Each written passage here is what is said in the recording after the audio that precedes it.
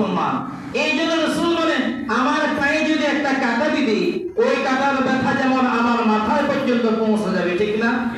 বিশ্বের পূর্বে যে মুসলমান, ওর গায়ে যদি আঘাত লাগে, পশ্চিমে যে মুসলমান, তার গায়েও সে আঘাতের ব্যথা রাখতে হবে। সুবহানাল্লাহ। এই জন্য আজকে ফিলিস্তিনের জমিনে মুসলমানদেরকে, এই গাজা মুসলমানদেরকে শেষ করে দিচ্ছে, কিন্তু আমরা আমাদের যতটুকু সামর্থ্য অনুযায়ী আমরা প্রতিবাদ করেছি। আমাদেরকে এই কথা আমরা সুস্পষ্ট বলতে পারি, পৃথিবীতে কত জাতি উত্থান হয়েছে, আবার আসমান থেকে আল্লাহ তাকে জমিনে নিক্ষেপ করেছেন, ঠিক কিনা বলেন? আপনি দেখেন ফেরাউনকে আল্লাহ যে রাজত্ব দিয়েছে, ওই ফেরাউনকে পানিতে ডুবিয়ে মেরেছেন কে? আল্লাহ।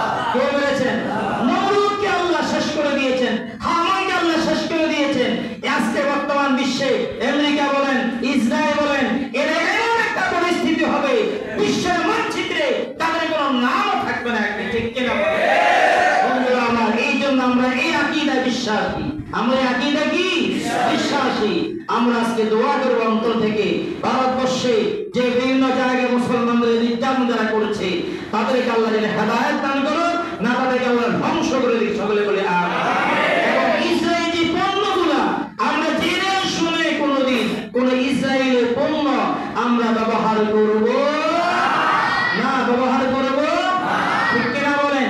যদি আপনি ব্যবহার করি, তাহলে ইসরায়েলকে সমর্থন করা হলো, ঠিক কিনা বলেন? মুসলমানকে মারার জন্য আমরা পয়সা দিচ্ছি তাদেরকে, ঠিক কিনা বলেন? সাবধান, আমরা যেন এই বিষয়ে একমত থাকি।